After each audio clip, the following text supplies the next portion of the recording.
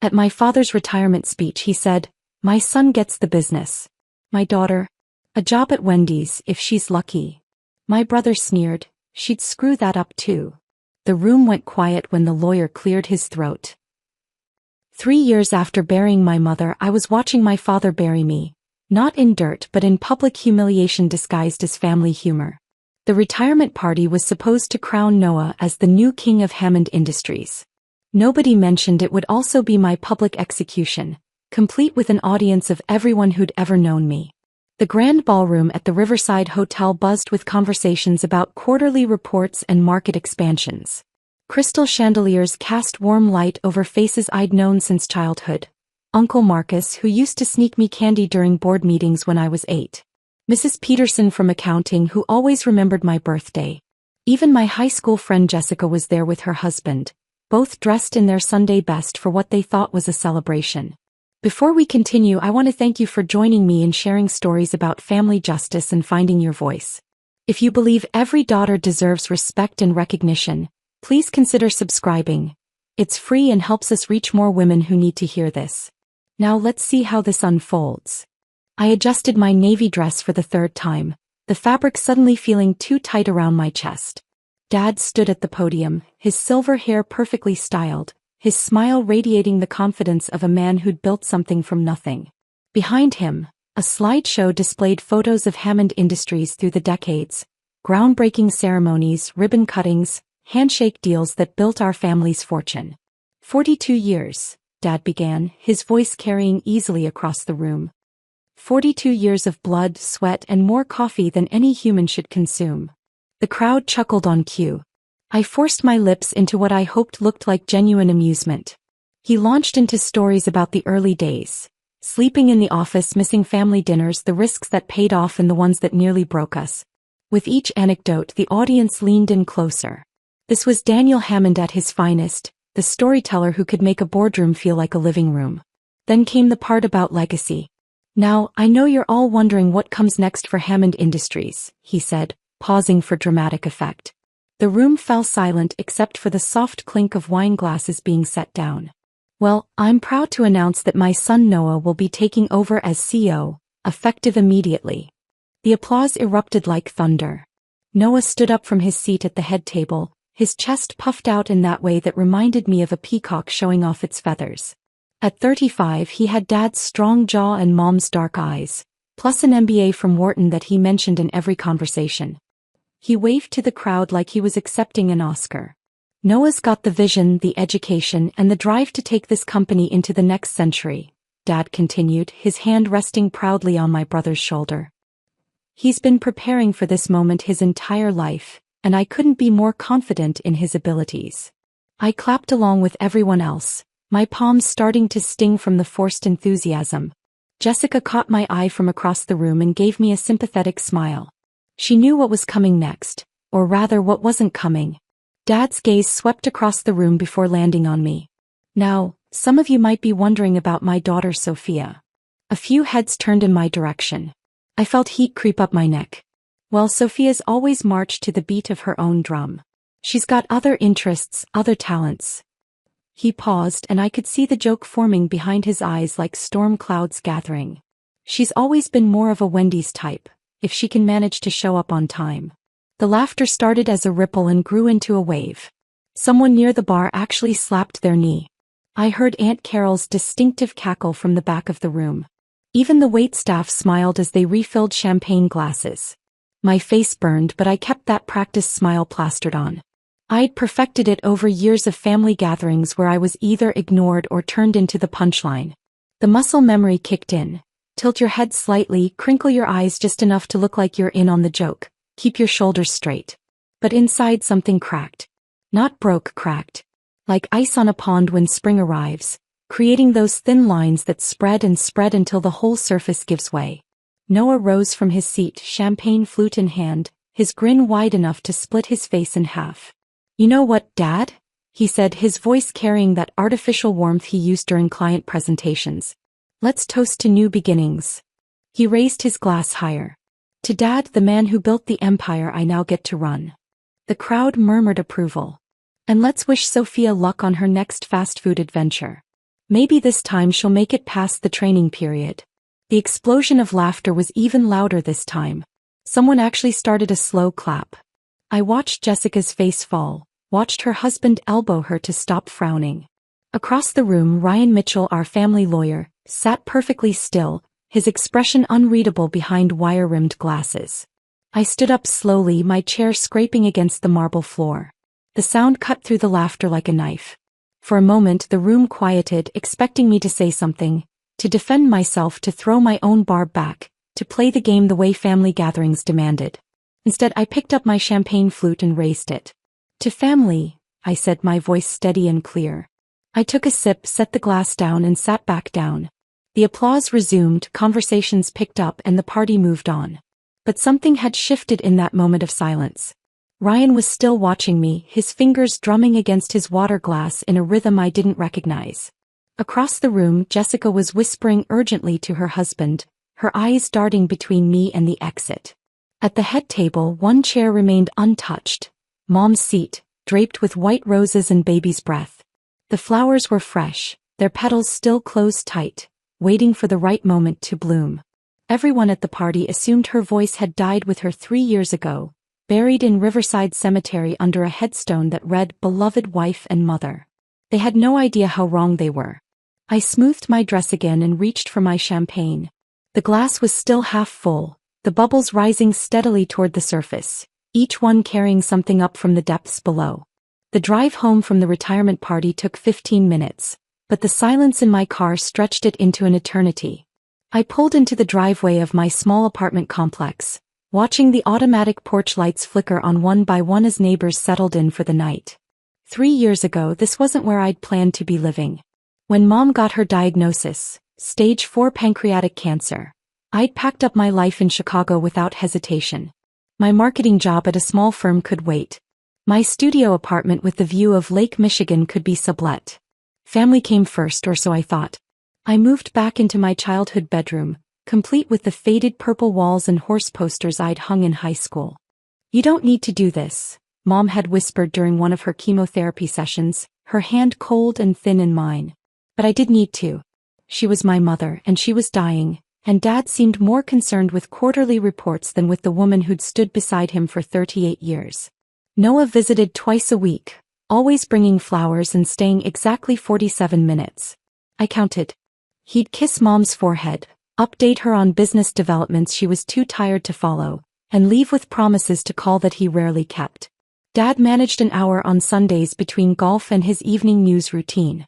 I was the one who drove Mom to appointments, held her hair back during the worst days, and learned to make the ginger tea that was the only thing she could keep down. I became an expert at reading prescription labels and navigating insurance claims. But when Noah suggested we hire a full-time nurse, Dad nodded approvingly and said, "Good thinking, son. Sophia's not cut out for medical stuff anyway." The funeral drew hundreds of people.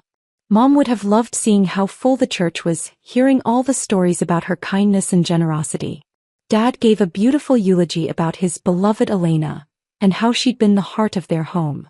Noah spoke about Mom's wisdom and grace. I wasn't asked to speak, though I'd prepared something about her laugh and how she taught me to make her famous chocolate chip cookies. After the burial, during the reception at our house, I overheard Dad talking to his golf buddy near the kitchen. "Elena handled everything so smoothly," he said, shaking his head. "I don't know how I'm going to manage without her organizational skills. Sophia tries to help, but she's not her mother." That night I started packing. "You're moving out already?" Noah asked when he found me folding clothes into cardboard boxes. "Dad's going to need help around here. He's got a housekeeper twice a week and neighbors who bring casseroles," I replied, not looking up from my suitcase. "Besides, you said I'm not cut out for taking care of people." "I never said that. You didn't have to." I found a one-bedroom apartment 20 minutes away, close enough to check on Dad regularly, far enough to breathe. But proximity didn't translate to inclusion. When Dad decided to renovate the kitchen, he asked Noah's opinion on everything from cabinet handles to countertop materials. When I suggested keeping Mom's recipe collection accessible, Dad patted my shoulder and said, "That's sweet, honey, but Noah thinks modern storage solutions work better." At family dinners they talked business while I served dessert. Market expansions, client acquisitions, staffing decisions, I might as well have been invisible.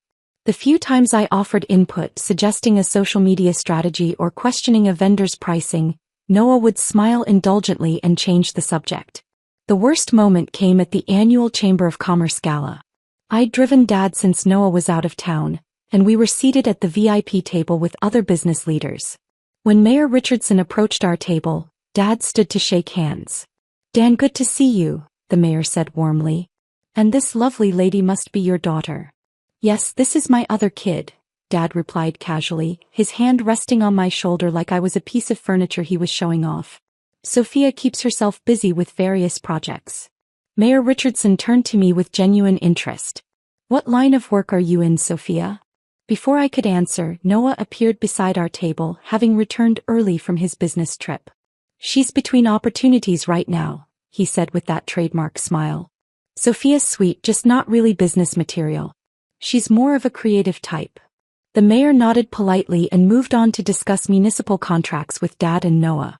I excused myself to the ladies' room, where I locked myself in a stall and cried for 10 minutes. Ugly, angry tears that left my mascara smudged and my chest aching. Then I splashed cold water on my face, reapplied my lipstick and returned to the table wearing that practiced smile.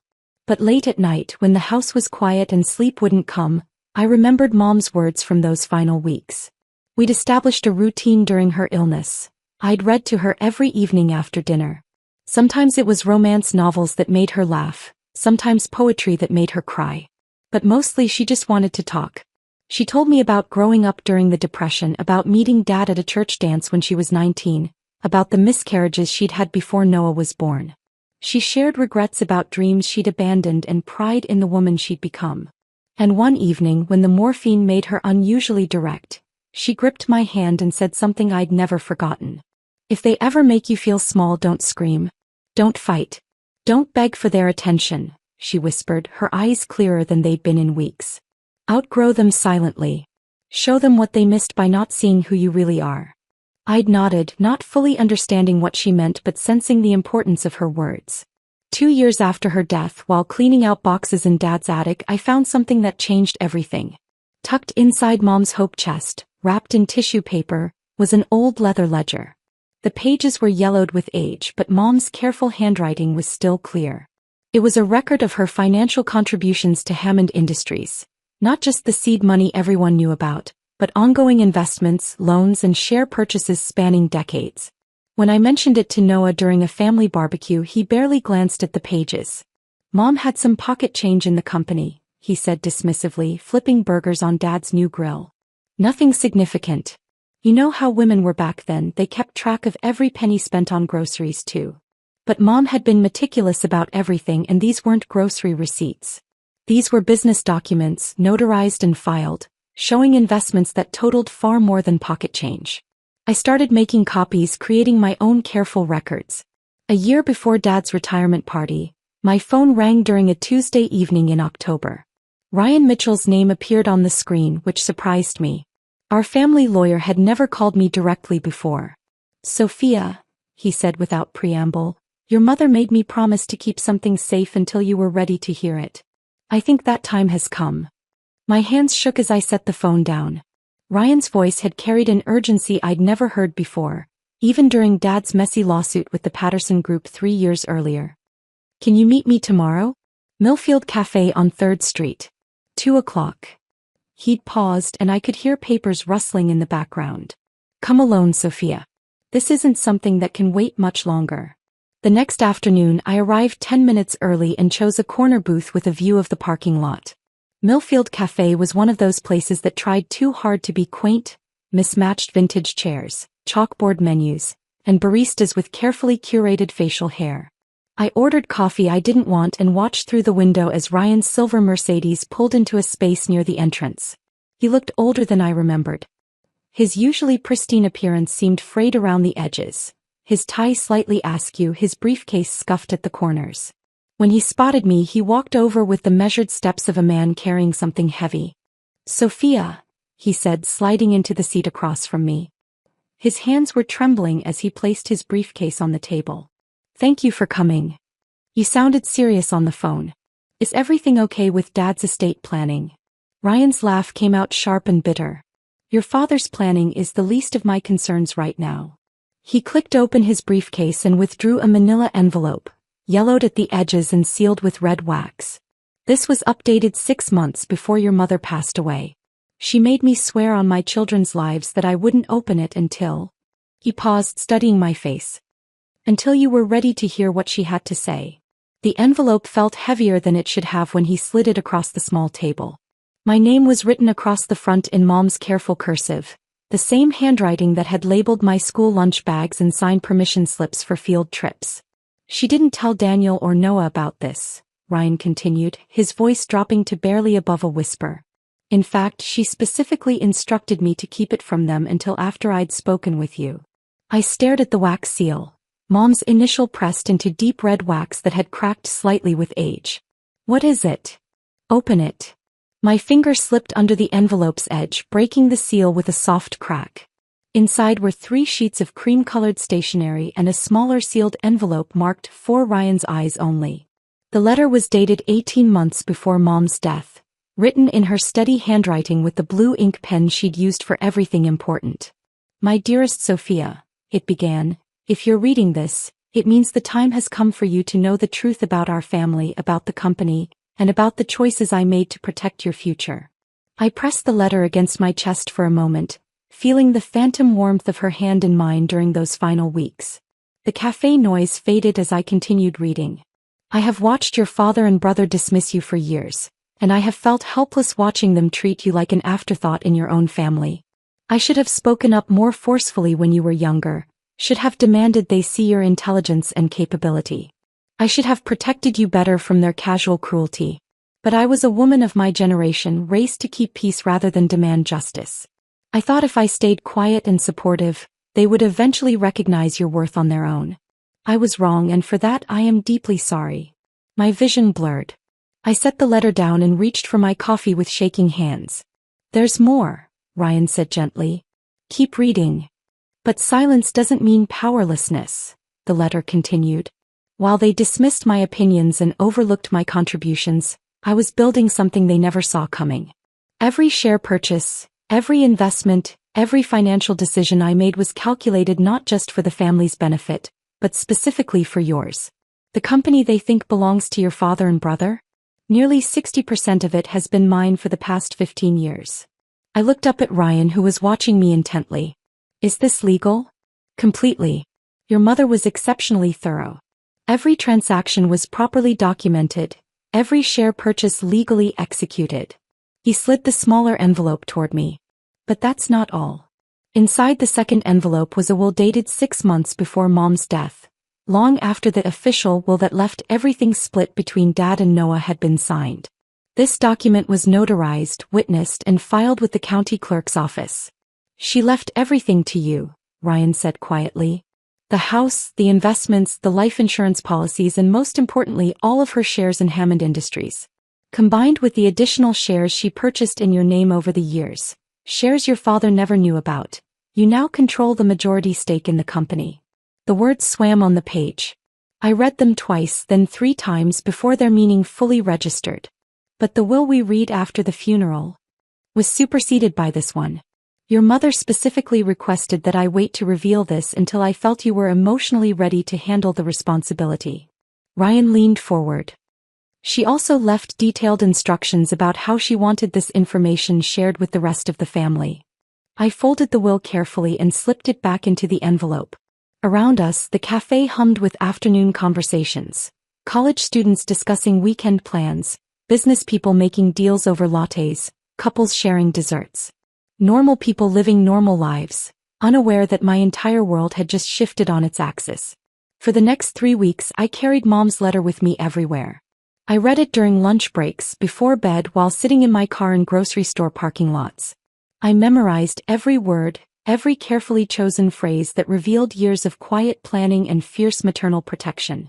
Some nights I wanted to burn it. The weight of her secret felt unbearable. The knowledge that she'd suffered in silence while building this elaborate safety net around me.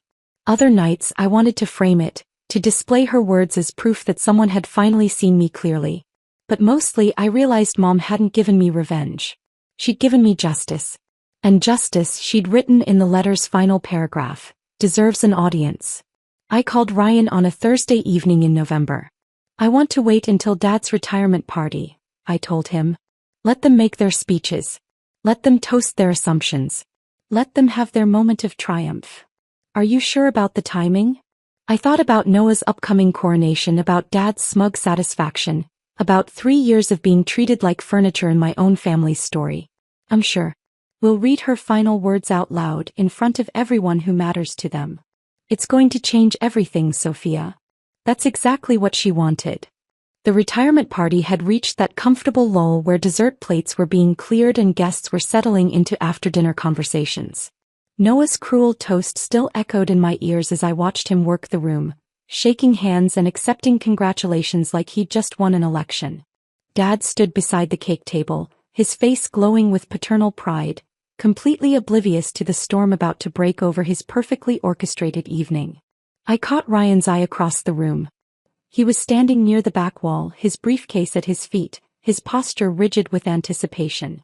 We'd rehearsed this moment in his office 3 days earlier, running through every possible reaction, every legal challenge that might arise.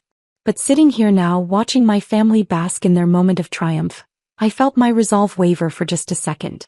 Jessica was laughing at something her husband had whispered, her hand resting on her wine glass.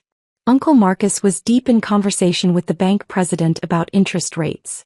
Mrs. Peterson from accounting was showing photos of her new grandchild to anyone who would look. These people had known me since I was a child. In 30 minutes they would never look at me the same way again. Ryan cleared his throat and stood up. The gesture was subtle, but something about his lawyer's posture commanded attention. Conversations began to fade as he walked to the front of the room, his footsteps echoing against the marble floor. "Excuse me," he said, his voice carrying easily across the ballroom. "Before we close this wonderful evening, I have one last matter to address." The room didn't fall silent immediately. A few people near the bar kept talking, assuming he was about to deliver standard legal pleasantries about retirement paperwork. But those closer to the front table began to quiet, sensing something in Ryan's tone that didn't match the celebratory mood. Dad looked confused but pleased. He probably expected Ryan to make some formal announcement about the company transition, maybe read a prepared statement about Noah's qualifications. He gestured for people to pay attention, his smile indulgent. "As many of you know," Ryan continued, "I've served as the Hammond family's legal counsel for over 20 years. During that time, I've handled numerous personal and business matters, including estate planning for Daniel and his late wife, Elena." A few people nodded. This sounded routine, expected. "However," Ryan paused, reaching into his briefcase, "there is a matter that requires immediate attention. A second will." The words hung in the air like smoke. I watched the confusion spread across faces as people tried to process what they'd just heard. Someone near the kitchen entrance actually laughed, thinking it was part of some elaborate joke. Dad's smile faltered. "Ryan, what are you talking about?" "Elena Hammond executed a second will 6 months before her death," Ryan said, pulling out the document I knew by heart. "This will supersedes all previous testamentary documents and was properly witnessed, notarized, and filed with the county clerk's office." "That's not possible," Dad said, his voice rising slightly. "The official will was signed in my presence. Elena left everything split between Noah and Sophia, with business interests transferring to me for management." "I have that will in my files," Ryan replied calmly. "However, this document is dated 6 months later and represents Elena's final wishes." Noah had stopped mid-conversation with the mayor's wife. His face had gone pale, and I could see him calculating the implications even before Ryan began reading. He'd always been quick with numbers. "That's impossible," Noah said, his voice carrying across the now silent room. "Mom never mentioned anything about changing her will." "Dad, tell him this is ridiculous." But Dad wasn't saying anything. He was staring at Ryan like he was watching a car accident happen in slow motion. Ryan opened the document, his glasses catching the chandelier light. "The last will and testament of Elena Marie Hammond, executed on March 15, 2021. His voice took on the formal cadence of legal proceedings. "I, Elena Marie Hammond, being of sound mind and body, do hereby revoke all previous wills and codicils and declare this to be my final testament." The silence was so complete I could hear the ice machine cycling in the kitchen.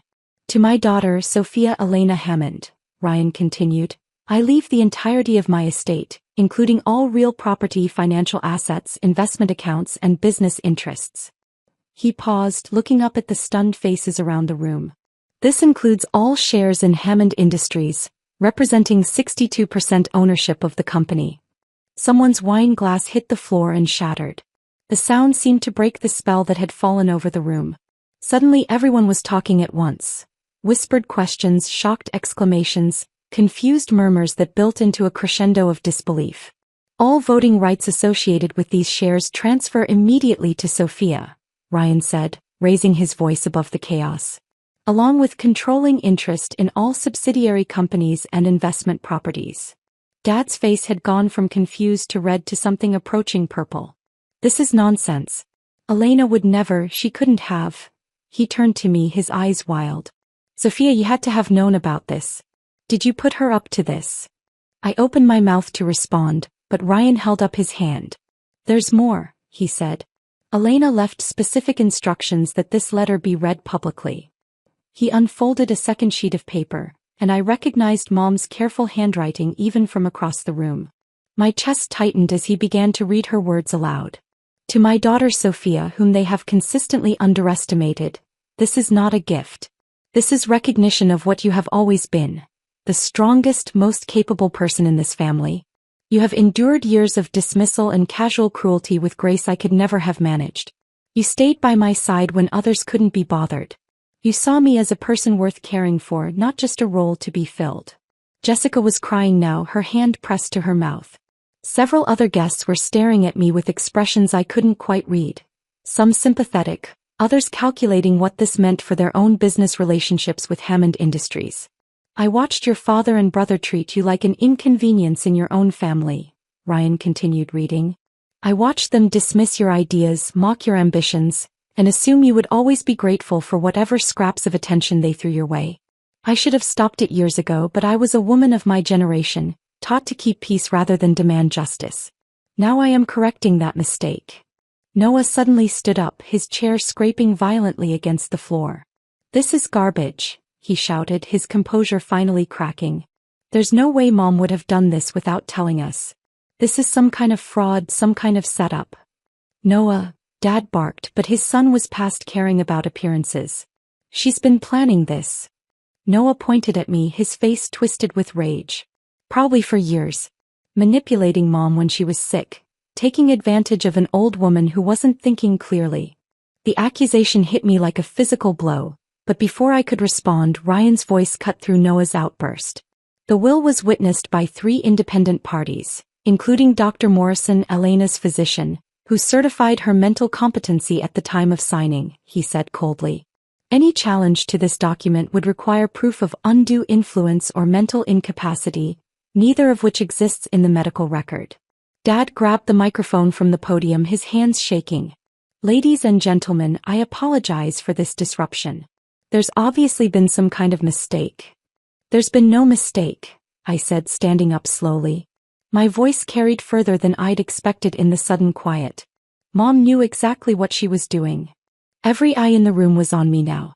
I walked to the front, took the microphone from Dad's trembling hands, and looked out at the sea of shocked faces. I didn't say anything.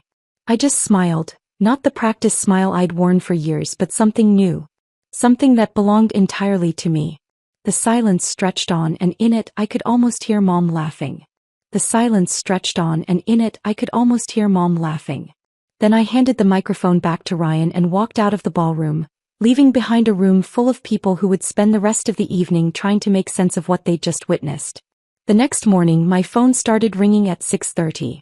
Dad's number appeared on the screen 12 times before I finally answered on the 13th call. Sophia, we need to talk. His voice was hoarse, probably from spending the night on the phone with his own lawyer. This whole situation is clearly a misunderstanding. Your mother was confused those last few months. She was sharper than both of us combined, I interrupted. Even with the morphine. Meet me at Brennan's office at 10. We can work this out like a family. But we'd stopped being a family the moment he decided I wasn't worth including in it. By noon I was sitting across from Brennan, Dad's lawyer for the past 15 years. He was a thin man with nervous hands who kept shuffling papers and clearing his throat. Dad sat beside him, his usual confidence replaced by something that looked almost like panic. "Miss Hammond," Brennan began, "while your mother's will appears to be legally valid, there are grounds for contesting it based on undue influence during a period of illness and medication." "Go ahead," I said simply. They did. For 3 months, Dad threw money at every legal avenue available. He hired handwriting experts to analyze Mom's signature. He subpoenaed medical records looking for evidence of mental decline. He even had investigators interview the nursing staff at the cancer center, searching for any sign that I'd manipulated Mom during her treatment. But Mom had been meticulous. Every witness was credible. Every document was perfectly executed. Dr. Morrison's notes showed her mental acuity remained sharp right up until her final week. The investigator Dad hired actually called me personally to apologize for having to ask such intrusive questions. "Your mother was clearly a remarkable woman," he said. "I wish I'd had the chance to meet her." Meanwhile, Noah was making his own kind of trouble.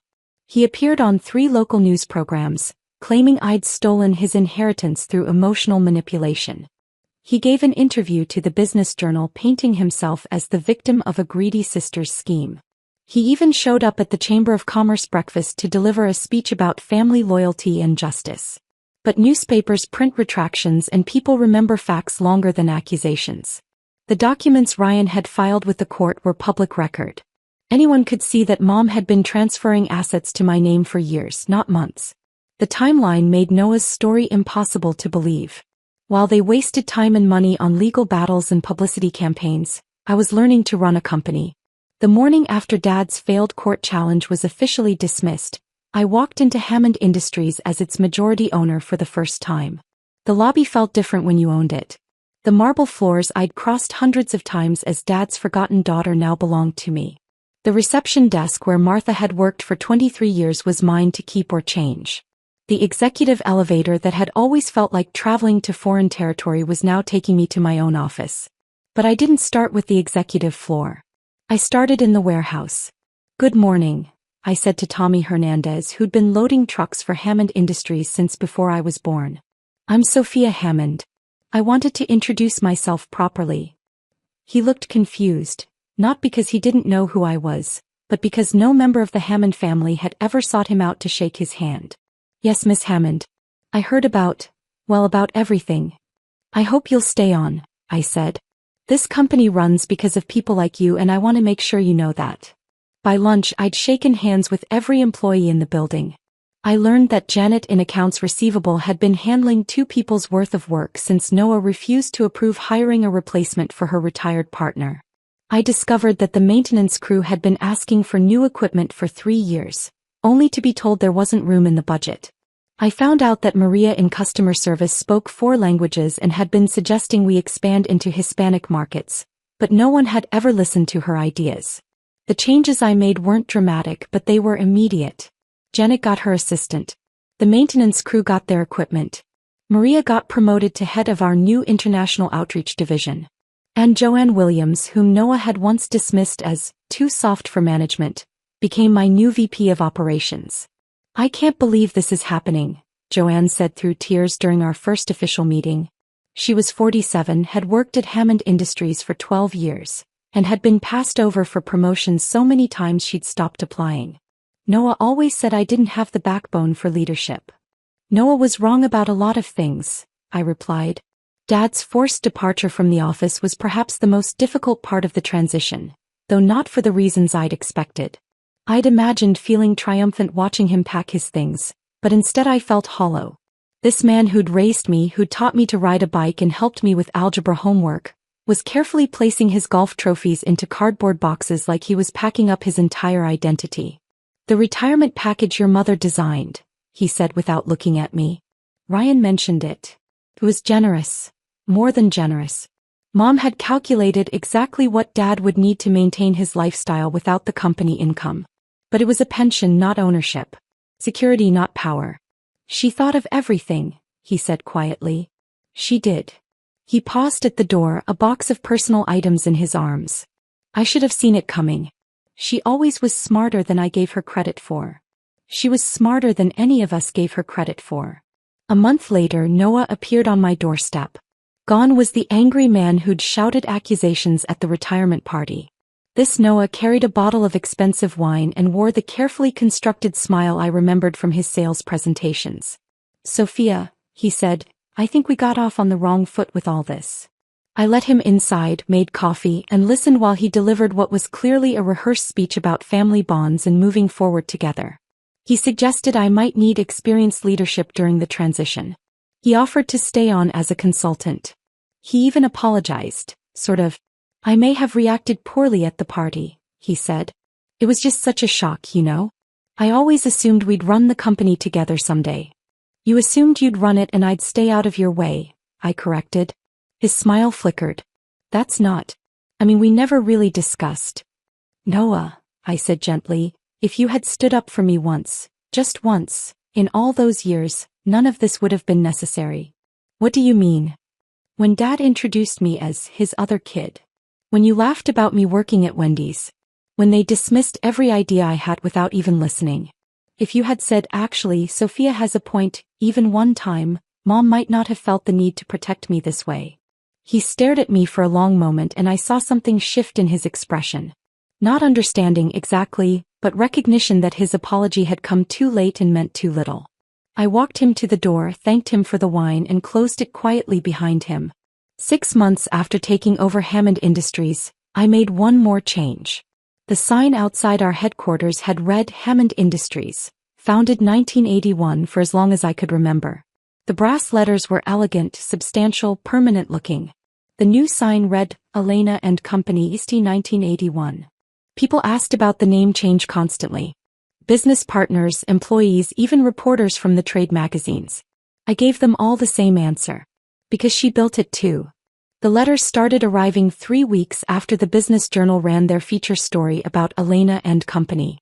The first one came in a lavender envelope, handwritten in careful cursive that reminded me of Mom's. Inside, a woman named Patricia from Nebraska wrote about watching her brother inherit the family farm while she was expected to be grateful for a small savings account. "Reading about what your mother did for you," she wrote, "made me realize I don't have to accept crumbs from my own family's table." By the end of the month I was receiving 5 or 6 letters a day. They came from across the country. Daughters who'd been passed over for family businesses, sisters whose brothers were handed opportunities they'd never be offered, nieces who watched their male cousins receive college funds while they worked part-time jobs to pay for community college. Each letter was different, but they all carried the same underlying message. "Thank you for showing us it's possible to claim what's rightfully ours." Margaret from Oregon wrote about confronting her father's business partner who'd been excluding her from client meetings despite her MBA and 15 years of experience. I walked into his office and said, "I'm not asking for a seat at the table anymore. I'm taking it." He was so shocked he just nodded. Sarah from Texas described finally standing up to her family's dismissive comments about her little hobbies, which turned out to be a successful online business she'd built while working full-time as a nurse. "I showed them my tax returns," she wrote. "They stopped laughing pretty quickly. But the letter that broke me came from a 16-year-old named Emma in Florida. Her handwriting was shaky, like she'd written it several times before finding the courage to send it. "My dad always tells people I'm the pretty one, and my brother is the smart one," she wrote. "But I have a 4.2 GPA and I want to study engineering. Your story made me realize that maybe the problem isn't with me. Maybe the problem is with people who can't see past their own expectations." I cried reading that one. Then I called Emma's high school and arranged for a scholarship counselor to meet with her about engineering programs. The scholarship fund started as a small gesture, something to honor Mom's memory while helping women who reminded me of myself at their age. I established the Elena Hammond Memorial Scholarship with an initial donation of $50,000. Targeted specifically for women pursuing business degrees who were supporting themselves through school. The first recipient was Lily Martinez, a 26-year-old single mother working night shifts at a packaging plant while taking business classes at the community college. When I called to tell her she'd been selected, she didn't believe me at first. "Are you sure you have the right person?" she asked. "I'm just trying to get through accounting class. I'm not special or anything." You're working full-time, raising a daughter and maintaining a 3.8 GPA, I replied. Trust me, you're special. When we met in person to present the scholarship check, I saw something familiar in her eyes. That determined exhaustion of someone who's been carrying more than their fair share for too long. She reminded me of the woman I'd been during Mom's illness, pushing through each day because someone was counting on me. This changes everything, Lily said, her voice thick with emotion. I was going to have to drop my Thursday evening class because they changed my shift schedule. Now I can cut back my hours and focus on school. What do you want to do when you graduate? I asked. Run my own business someday. Something that gives other working mothers flexible schedules, you know? Places where you don't have to choose between being a good employee and being a good mom. I wrote her a second check that day, seed money for her future business plan. The healing happened slowly in ways I didn't expect. 18 months after taking over the company, I realized I could think about Dad and Noah without feeling that familiar tightness in my chest. The anger had transformed into something else. Not forgiveness exactly, but a kind of weary acceptance. I saw them for what they truly were. Men who'd been handed success so early that they'd never learned to recognize it in others. Dad had inherited confidence from his father, and Noah had inherited it from Dad. Neither of them had ever been forced to prove themselves the way I had. In some ways I almost pitied them. But pity didn't mean reconciliation. When Dad called on my birthday, the first contact we'd had in 8 months, I let it go to voicemail. His message was brief. Happy birthday, sweetheart. I hope you're doing well. I saved the voicemail but didn't return the call. Some relationships, once broken, can't be repaired. They can only be grieved and released. Noah's overtures were more persistent but equally futile. He sent Christmas cards signed "Your loving brother" and LinkedIn connection requests that I quietly declined. Once he showed up at a networking event I was attending, approaching me during the cocktail hour with that familiar salesman's smile. "Sophia, you look great," he said as if we were old friends catching up. "The company seems to be doing well under your leadership." "It is," I replied simply. "I've been thinking we should get together sometime. Maybe grab dinner and talk about the future." "What future would that be, Noah?" His smile flickered. "Family is family, right? Mom wouldn't want us to stay estranged forever." "Mom is exactly why we'll stay estranged," I said and walked away. Every Sunday morning I drove to Riverside Cemetery with fresh flowers and a cup of the ginger tea Mom had loved during her illness. Her headstone was simple, Elena Marie Hammond, beloved mother. But I'd added a small bronze plaque that read Founder Elena and Company. I told her about the business growth, about the scholarship recipients, about the letters from women who'd found their own courage. Sometimes I shared funny stories about office dynamics or frustrating vendor negotiations. Other times I just sat quietly, feeling connected to something larger than myself. "The Patterson Group wants to buy us out," I told her on a particularly gray February morning. "They're offering twice what the company was worth when you left it to me." But I told them no. "This isn't about money anymore, Mom. It's about building something that matters." The wind rustled through the bare branches above her grave, and I could almost hear her approval.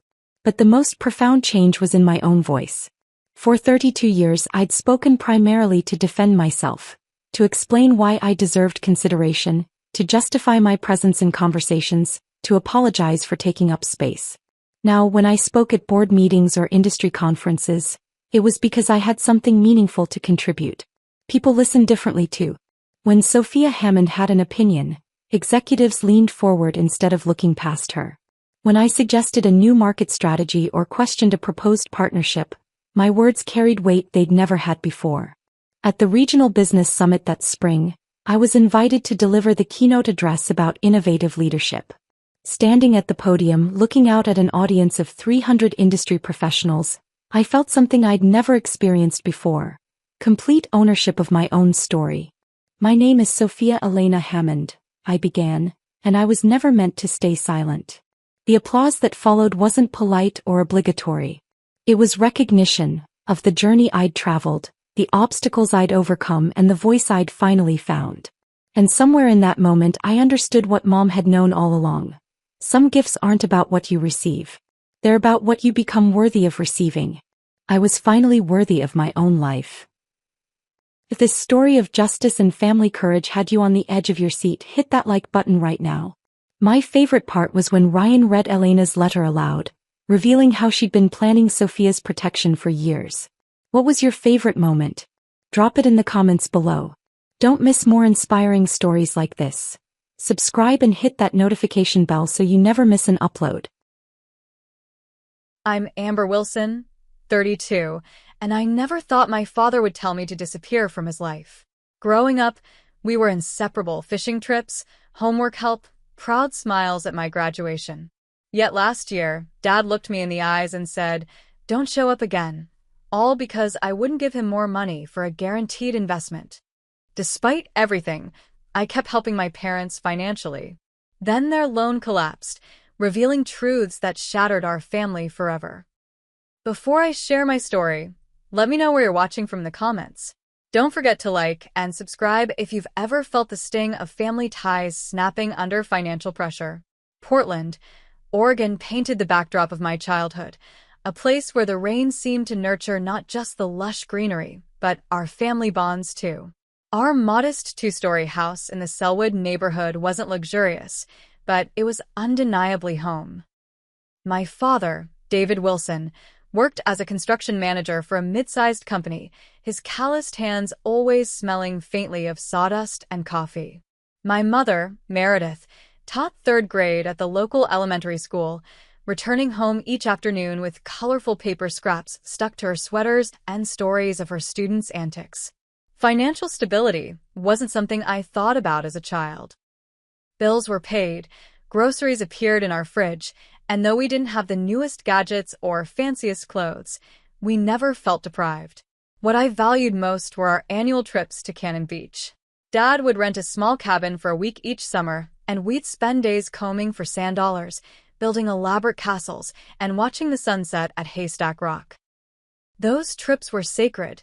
Dad's work phone stayed off, Mom left her lesson plans at home, and for 7 precious days, it was just the 3 of us against the world. The ocean reminds us how small our problems really are, Dad would say, standing ankle-deep in the surf, his arm around my shoulders. Remember that, Amber. No matter what happens in life, there's always something bigger than yourself. Those words would echo back to me years later, with bitter irony. My academic journey began with straight A's in high school, culminating in a scholarship to the University of Washington. The day the acceptance letter arrived, Dad hung it on the refrigerator like I was still in elementary school.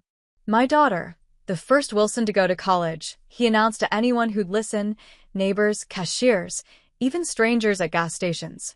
His pride was palpable, and it fueled my determination to succeed. Seattle opened a new chapter in my life. The financial advisor program was rigorous, but I thrived on the challenge. Between classes, I worked part-time at a local bank, learning the practical side of the financial world that textbooks couldn't teach. Graduation day arrived faster than expected, my parents beaming in the audience as I received my diploma. "We didn't give you much, but you made the most of it," Mom whispered as she hugged me afterward, tears in her eyes. I wanted to tell her she'd given me everything I needed: stability, encouragement, love, but the words caught in my throat. The job market proved more challenging than classroom exams. 3 months of rejections tested my resolve until Westlake Financial Partners took a chance on a fresh graduate. The entry-level position paid modestly, but I approached each task with the same dedication I'd applied to my studies. Late nights, working weekends, volunteering for difficult projects. I did whatever it took to prove my worth. The strategy paid off. Within 3 years, I advanced to junior advisor, then senior advisor by my 28th birthday. Clients trusted my guidance, colleagues sought my input, and management recognized my potential. Financial security, something I'd taken for granted as a child, became my professional expertise and personal achievement. Meanwhile, subtle changes appeared during my visits home. The seasonal decorations Mom loved remained in storage. Dad's trusted truck looked increasingly battered. The refrigerator held store-brand basics instead of the specialty items Mom once splurged on. When I mentioned these observations, their responses came too quickly, too brightly. "We're just simplifying," Mom would say. "Less stuff, less stress," Dad would add. I might have believed them if not for the prescription bottles I noticed on Mom's nightstand during an overnight stay, medication for conditions she'd never mentioned. Or the collection notices I glimpsed beneath a magazine when looking for a pen. Or the repair tape holding their couch cushions together. The recession hit Oregon harder than Washington. Dad's construction company downsized, reducing his hours and eliminating the bonuses that had funded our beach trips. Mom's school district implemented a hiring freeze, halting the salary increases she'd counted on. They never directly asked for help. Their pride wouldn't allow it, but the need became increasingly obvious. My first attempt to assist came in the form of a check as a thank you for supporting my education. "We didn't put you through school to become your dependents," Dad said, returning the uncashed check during my next visit. I tried again with practical gifts, new kitchen appliances, prepaid utility bills, gift cards to their favorite restaurants, items they couldn't easily refuse without seeming ungrateful. Mom accepted these with tearful thanks, while Dad maintained a stoic silence that grew heavier with each gift. Finally, I set up automatic monthly transfers to their account, small enough to not wound Dad's pride, but sufficient to ease their most pressing concerns. Mom called to acknowledge the first deposit, her voice a mixture of gratitude and embarrassment. "Your father doesn't need to know exactly where this came from," she suggested. "I'll tell him it's from my tutoring." That was the first time Mom had ever asked me to lie to Dad, and it should have been a warning sign. Instead, I saw it as a practical solution and agreed. That small deception would grow into a pattern that ultimately contributed to our family's unraveling. As my career flourished, I met Ryan Thompson, a software engineer whose kindness and stability complemented my ambitious nature. After 3 years together, he proposed during a weekend trip to Vancouver.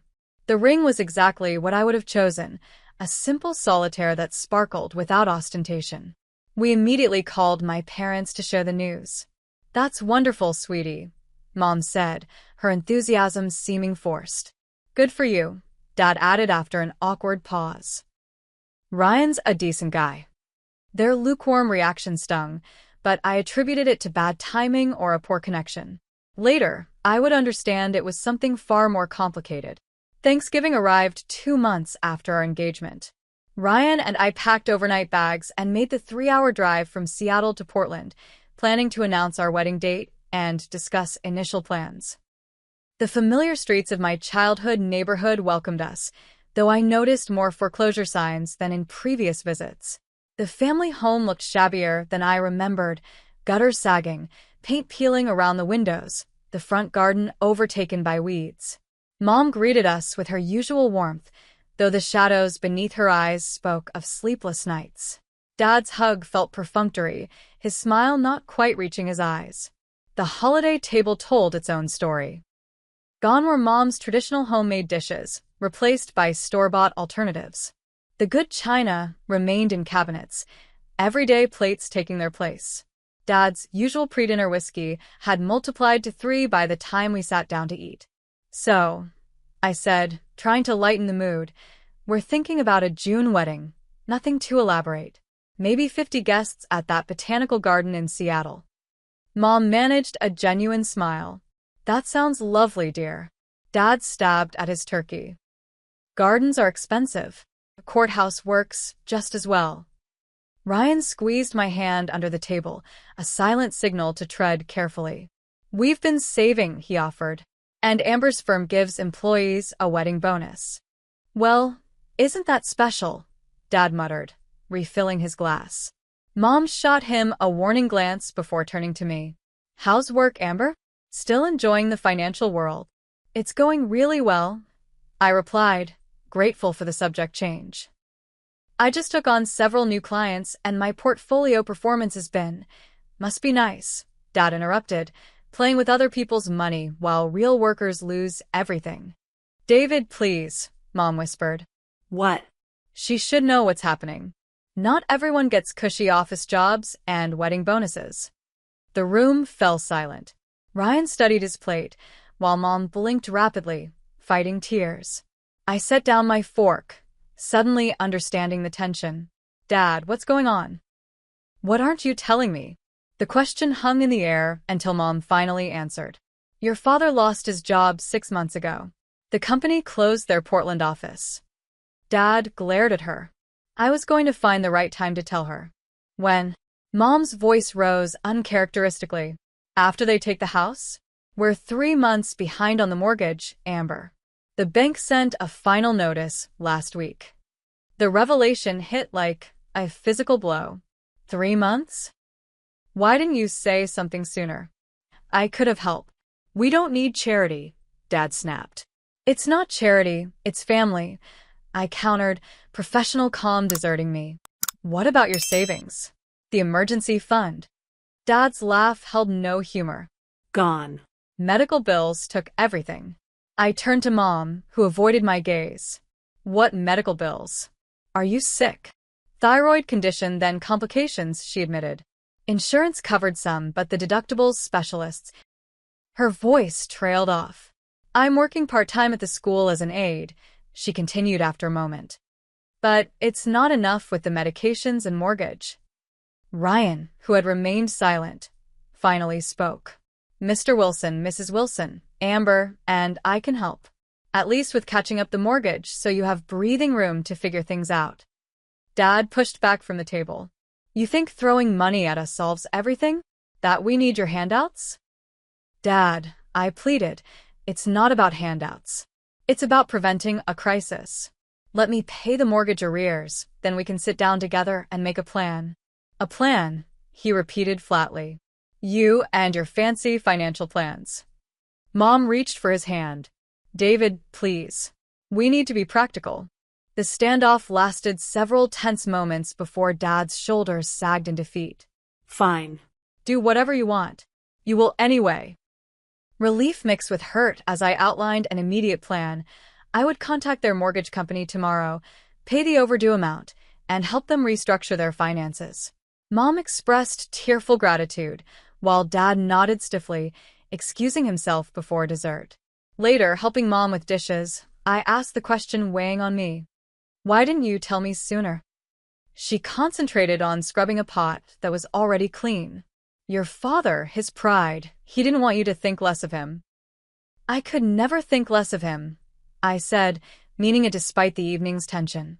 He's always been the provider. Suddenly needing help from his daughter, it's difficult for him to accept. I understood theoretically, but couldn't reconcile this with the practical reality of potentially losing their home. Still, Mom, 3 months behind? That's serious. I know, she whispered. I wanted to call you sooner, but each time I tried, he'd promised things would turn around. A job interview looked promising, or an old colleague mentioned an opportunity. She set down the pot, hands trembling. I should have been stronger, should have insisted. Ryan and I had planned to stay the entire weekend, but the atmosphere remained strained. Dad made passive-aggressive comments about city people and their easy money, each barb cutting deeper than he knew. When he suggested my success came from looking good in a skirt rather than actual financial acumen, I decided we needed to leave. We have an early meeting tomorrow, I lied, packing our bags Sunday morning instead of after dinner as planned. Mom didn't believe me, but didn't challenge the excuse. Thank you, she whispered as we hugged goodbye. For everything. Dad offered a curt nod from his armchair, eyes fixed on a football game he wasn't really watching. As we pulled away from the house, I fought back tears, wondering how the family that once seemed so unbreakable had developed such deep cracks. They'll come around, Ryan assured me, misreading my silence as concern about the money. Once they're back on their feet, your dad will see you were just trying to help.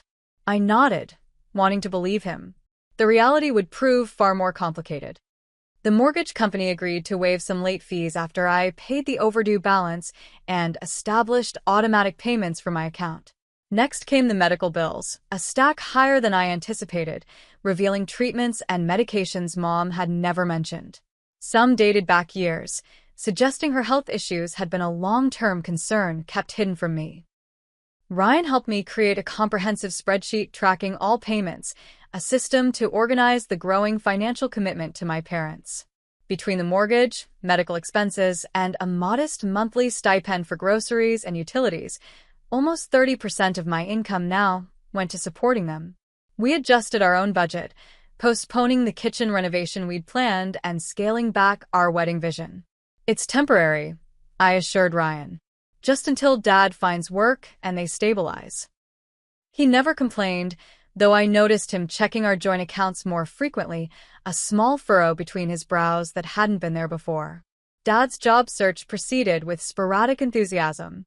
He'd pursue a position aggressively for days, then grow discouraged by the lower salaries offered or the preference for younger workers with updated skills. Each rejection reinforced his narrative that the system was rigged against experienced workers like himself. Mom's health continued to require attention, new specialists, additional medications, tests that insurance deemed optional, but doctors called necessary. Each time she apologetically forwarded a bill, I paid it without comment, not wanting her to forgo treatment out of financial concern. Our phone conversations fell into a pattern. Mom would call with genuine interest in my life and work, then eventually mention an unexpected expense: car repairs, property taxes, appliance failures. Dad rarely came to the phone during these calls, though I could sometimes hear him in the background, suggesting items to add to the growing list of needs. 3 months after Thanksgiving, I flew down for a weekend visit, determined to address the situation more comprehensively. The house appeared in worse condition. The kitchen sink leaked, the heating system functioned intermittently, and basic maintenance had clearly been deferred for years. "Let me hire someone to fix these issues," I offered after discovering the shower in the guest bathroom didn't work. "We had someone look at it," Dad said dismissively. "Wants $3,000 to repair the plumbing throughout the house. Highway robbery." "Then let me find another plumber for a second opinion," I persisted. "We don't need strangers judging our home," he snapped, ending the discussion. Later that evening, I noticed a delivery receipt for a high-end fishing rod, a $400 purchase made the previous week. Mom saw me looking at it and quickly tucked it into a drawer. "Your father needed something to keep his spirits up," she explained when Dad was outside. "The job search has been so demoralizing." I bit back my initial response, trying to understand how a man who couldn't afford home repairs justified such an extravagance. This wasn't the financially responsible father I'd grown up with, the man who taught me to save birthday money and research purchases carefully. The weekend visit revealed other concerning patterns. Despite their financial struggles, they still ordered takeout regularly. Dad maintained his premium cable package with sports channels. Mom continued her weekly hair appointments at a salon rather than considering more affordable options. When I gently suggested budget adjustments, Dad bristled. "We've worked hard all our lives. We're not giving up every small pleasure just because of a temporary setback." I returned to Seattle troubled and confused, sharing my observations with Ryan. "People have different relationships with money," he suggested kindly. "Maybe these small comforts help them cope with the bigger losses." "But I'm funding those comforts," I pointed out. "Money that could be going toward our future or helping them in more meaningful ways." The engagement party we'd planned for April became the next disappointment. 50 friends and family members gathered at our favorite Seattle restaurant, a private room decorated with photographs documenting our relationship. Everyone important to us attended, except my parents. The morning of the party, Mom called with apologies. "The car's making a terrible noise. Your father doesn't think it would make it to Seattle and back. I'll send a car service," I offered immediately. "Or buy you bus tickets. Whatever works." "Oh, that's too much trouble," she demurred. "We'll make it up to you next time we visit." I was hanging up, resigned to their absence, when a notification from my phone distracted me. A social media alert showing my cousin had tagged my parents in a post. The image showed them at a neighborhood barbecue, Dad manning the grill, Mom laughing with friends, the timestamp indicating it had been taken just an hour earlier. The betrayal stung more sharply than I expected. They hadn't even bothered to create a plausible excuse, or perhaps they'd forgotten how connected our extended family remained online. Either way, the message was clear: they'd chosen to avoid my celebration. The party proceeded without them. I smiled in photos, thanked guests for coming, and pretended their absence wasn't a gaping hole in the event. Ryan's parents drove from Tacoma, bringing thoughtful gifts and genuine enthusiasm for our future together. The contrast with my own parents' behavior couldn't have been more stark. 2 weeks later, I drove to Portland unannounced, determined to address the situation directly. The confrontation began the moment I walked through their door. "You could have called," Dad said, clearly uncomfortable with my surprise appearance. "Like you called to explain missing my engagement party?" I countered, my professional composure abandoned. "I saw the barbecue photos, Dad. You weren't having car trouble." Mom at least had the grace to look ashamed. "We should have been honest with you." "Yes, you should have. Just like you should be honest about how you're spending the money I send." Dad's expression hardened. "You're keeping tabs on us now? Monitoring your investment." "That's not fair," I said. "I'm trying to help you get back on solid financial ground, but I can't do that if you're not transparent with me." The argument escalated until Mom finally intervened, suggesting we all take a breath. Over reluctant cups of coffee, the truth emerged in fragments. The mortgage payment for February, which I had covered, had never reached the bank. Instead, Dad had used the funds as a down payment on a used fishing boat, convinced he could generate income by taking tourists on Columbia River excursions. "The tour business will pay for itself within months," he insisted, showing me hastily sketched business plans. "I just need to get it licensed and ready for summer tourists." The boat, currently parked at a friend's property, had yet to generate a single booking. Meanwhile, the mortgage company had called me directly about the missed payment, creating awkward questions at work about my own financial reliability. "This can't continue," I said finally. "I want to help you, but not if you're making financial decisions that dig you deeper into trouble." The conversation ended with strained reconciliation. Dad grudgingly agreed to sell the boat and focus on conventional job opportunities.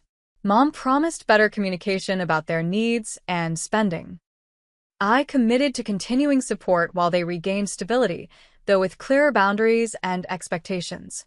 Driving back to Seattle that evening, I called Ryan, emotionally exhausted. "I don't know if I'm helping them or enabling them at this point." "You're doing what any loving daughter would do," he assured me. "But maybe we need to consider more structured assistance." His suggestion, consulting a financial counselor who specialized in family support situations, seemed reasonable, though I doubted my parents would agree to such intervention. The seed was planted, however, and would later prove crucial when the situation deteriorated further. Wedding planning should have been a joyful distraction from family tensions, but each decision became colored by financial considerations and the uncertain dynamics with my parents. The Botanical Garden venue required a substantial deposit 6 months in advance. The guest list remained in flux as I wavered between a larger celebration and a more intimate gathering. "What kind of flowers do your parents like?" the florist asked during our consultation. "We could incorporate them into your mother's corsage and father's boutonniere." I realized I didn't know the answer. Such details had never seemed important in our practical household. When I called Mom to ask, her response was vague and disinterested. Dad didn't come to the phone at all. Their lack of enthusiasm extended beyond flowers. Mom declined to shop for a mother-of-the-bride dress, saying she'd find something in her closet. Dad didn't respond to emails about father-daughter dance songs. When Ryan's mother organized a small bridal shower, my parents sent a gift but didn't attend, citing distance though Ryan's relatives had traveled twice as far. "They're going through a difficult time," I reminded myself, trying to suppress my growing resentment. But watching Ryan's family embrace wedding traditions with genuine joy highlighted everything missing from my own experience. The breaking point arrived unexpectedly on a Tuesday evening in May, 3 months before our wedding date. Dad called as I was preparing dinner, his voice animated with excitement I hadn't heard in years. "Amber, I've found it, the opportunity that will turn everything around." His breathless explanation tumbled out in fragments. An old colleague from the construction industry, Thomas Jenkins, had approached him about investing in a new venture. Thomas had secured contracts to renovate several foreclosed properties for resale, a business capitalizing on the housing market's slow recovery. He needed investors to purchase materials and hire crews, promising returns of 15% within 6 months. He only has space for 3 investors, Dad continued. And he thought of me because of my industry experience. I could even work on the projects myself, earn a salary plus investment returns. My financial advisor instincts immediately activated. Have you seen the business plan? The contracts? Proof of Thomas's current financial standing. This isn't some Wall Street scheme, Dad said dismissively. It's real work on real properties. Thomas showed me the houses himself. That's not what I asked, Dad. Any legitimate investment opportunity should come with proper documentation. His tone cooled. I thought you'd be happy for me. This solves everything, gets me working again, provides income beyond just a salary, uses my expertise. I softened my approach, recognizing his need for purpose as much as profits. It might be a great opportunity. I'd just like to review the details before you commit. A pause followed, then the real reason for his call emerged. The buy-in is $75,000. Each investor gets equal shares. The amount took my breath away. Dad, that's not something I can just write a check for. That's more than I've sent you in total over the past year. It's an investment, not a handout, he insisted. You get your money back with interest. And isn't helping family what you're always talking about? This is your chance to make a real difference, not just patch holes in our budget. The conversation continued for an hour, his initial enthusiasm giving way to emotional manipulation when he met resistance. He reminded me of sacrifices made for my education, opportunities they'd provided, family obligations. When I continued to express concerns about the lack of documentation, he suggested my financial expertise was theoretical rather than practical and that I didn't understand real-world business opportunities. If you can spend thousands on flowers and fancy venues, you can invest in your own father's future, he said finally. I promised to consider the request and consult with Ryan, though my professional judgment already recognized numerous red flags.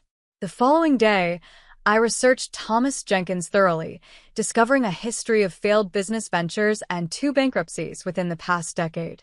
His current construction license had lapsed, and court records showed outstanding judgments from suppliers and subcontractors. Despite this troubling background, I recognized that refusing outright would further damage my relationship with Dad. After discussing options with Ryan and my own financial advisor, I crafted a compromise, a formal loan agreement with reasonable interest and a structured repayment plan beginning 3 months after the initial investment. The document included provisions for financial oversight and regular progress reports. When I presented this alternative to Dad, his reaction revealed volumes about his expectations. You want me to sign a loan agreement? With my own daughter? His voice conveyed shock and betrayal. We're family, not business associates. Precisely because we're family, we need clear terms, I explained. This protects our relationship by removing ambiguity. He eventually agreed, though his signature on the document came with palpable resentment. The $75,000 transferred from my savings account represented years of careful financial planning, now redirected to an investment I doubted would succeed. Still, I hoped the structured agreement would provide accountability and perhaps even motivate Dad to approach the venture more professionally. For several weeks, communication improved slightly. Dad sent photographs of renovation progress and forwarded emails about material purchases. Mom expressed cautious optimism about his renewed energy and purpose. I allowed myself to hope that perhaps this investment, despite its risks, might indeed help restore my father's confidence and our family's equilibrium. Then came the wedding day disaster. The August morning dawned clear and perfect in Seattle. My bridesmaids arrived early at the hotel suite, champagne and breakfast in tow. The photographer captured candid moments as hair and makeup artists transformed us. Mom had arrived the previous evening, staying in a nearby room, her demeanor pleasant but subdued. Dad's driving up separately, she explained when I asked about his arrival time. He needed to check on something at the work site first. By noon, with the ceremony scheduled for 3 o'clock, Dad still hadn't arrived or returned calls. Mom grew increasingly anxious, stepping out repeatedly to try reaching him. The celebration atmosphere dimmed as her worry infected the bridal party. Finally, my phone rang. Dad's number. I answered immediately, stepping into the bathroom for privacy. "Where are you?" Mom's worried sick. His voice sounded strained, traffic noise in the background. "I'm still in Portland. There's been a situation with the project." "What?" "You're supposed to be here, Dad." "I'm getting married in 3 hours."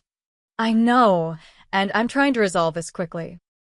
Thomas had an emergency with one of the properties, a water main break that's threatening the foundation. We need immediate repairs or we could lose the whole investment. My stomach sank. "So, you're saying you might miss the ceremony?" "I'm saying I need your help. The contractor wants $15,000 to come out on a weekend and fix this before the city condemns the property.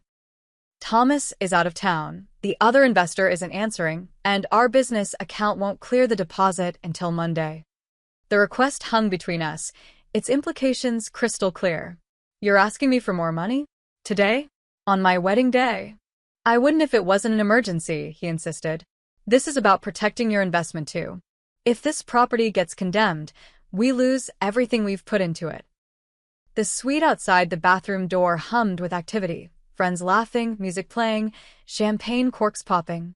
My wedding dress hung by the window, catching sunlight through delicate lace. Two worlds collided in that moment. The joyful future I was stepping into and the troubled past that refused to release its grip. "Dad, I can't deal with this today. Whatever's happening with the property will have to wait until tomorrow." "By tomorrow the basement could be underwater and the foundation compromised," he countered. "I'm not asking for a gift, just an emergency loan. I'll add it to our agreement." "No," I said firmly, surprising myself with the clarity of my refusal. "Not today. Today you need to be my father, not a business partner with an emergency. Get in the car and drive to Seattle. We'll figure out the property situation after the wedding." Silence stretched between us. Then his voice turned cold. "If this investment fails because you wouldn't help, that's on you. $75,000 down the drain because you're too selfish to help your own family in a crisis." "That's not fair," I began, but he interrupted. "You know what? If your wedding is more important than your parents' financial survival, fine. Make your choice. But don't expect me to pretend everything's okay by smiling in your photographs and dancing at your reception." "What are you saying?" His ultimatum came without hesitation. "Either wire the money within the hour, or don't show up at our house again. I'm done being your charity case." Shock rendered me momentarily speechless. When I found my voice, it emerged steady despite the emotions roiling beneath. "I love you, Dad, but I won't be manipulated, especially not today. I hope you'll reconsider and join us, but I understand if you can't." I ended the call before he could respond, hands shaking as I set down the phone. Taking a moment to compose myself, I returned to the bridal suite, where Mom immediately recognized something was wrong. Taking her aside, I explained the situation in hushed tones. Horror crossed her face as I recounted Dad's ultimatum. "He can't mean that," she whispered. "Let me call him." She stepped out, returning 10 minutes later with reddened eyes and a forced smile. He's not coming." "I'm so sorry, sweetheart." The ceremony proceeded without my father. Mom walked me down the aisle, her small frame straight with determination despite the whispers about Dad's absence. When the minister asked who gives this woman in marriage, her voice wavered but didn't break. "I do, on behalf of our family." Ryan's eyes held nothing but love as we exchanged vows, his steady presence an anchor amid emotional turbulence. We danced, cut cake, and thanked guests, a perfect celebration by all outward appearances. Only those closest to me recognized the grief beneath my smile or understood why the father-daughter dance was quietly removed from the program. Mom left immediately after the reception, citing a headache but clearly desperate to return home and address the situation with Dad. Her parting hug conveyed volumes: apology, solidarity, heartbreak. "He loves you," she whispered. "He's just lost himself somewhere along the way." As our wedding night began, Ryan held me while I finally released the tears I'd suppressed all day. "I don't know who my father is anymore," I confessed. "And I don't know how to help someone who keeps rejecting me. We'll figure it out, Ryan promised, though neither of us understood yet how complicated that process would become. Hawaii embraced us with gentle breezes and azure waters, a paradise designed for newlywed bliss. Our resort suite overlooked the ocean, palm trees framing a view straight from travel magazines. Under different circumstances, the honeymoon would have been perfectly idyllic. Reality intruded despite our best efforts. I checked my phone compulsively, hoping for a message from Dad, an apology, an explanation, anything to indicate his cruel ultimatum had been spoken in the heat of the moment rather than genuine sentiment. None came. Mom texted daily with generic updates, carefully avoiding mention of the wedding day disaster or Dad's current state of mind. Ryan noticed my distraction but didn't press, instead finding small ways to pull me back into our shared experience: surprise picnics on secluded beaches, couples massages, midnight swims beneath the stars. His patience and understanding only highlighted the toxic dynamics I'd been navigating with my family. "You deserve better," he said one evening as we watched the sunset. "Your parents are adults responsible for their own choices. You've gone above and beyond what most children would do." Intellectually, I knew he was right. Emotionally, I remained entangled in obligation and guilt, decades of family identity not easily discarded. "We'll address it when we get home," I decided, making a conscious effort to be present for the remainder of our trip. "They've survived this long without me fixing everything. Another week won't matter." That resolution lasted until our third-to-last day in Hawaii, when an urgent email from my cousin Stephanie arrived with a link to the Portland Business Journal. The headline instantly shattered my honeymoon bubble: "Local contractor facing fraud charges in house flipping scheme." The article detailed allegations against Thomas Jenkins, accused of collecting investment funds for renovation projects while performing minimal work and siphoning money for personal expenses. Properties remained largely untouched despite investor funds being depleted.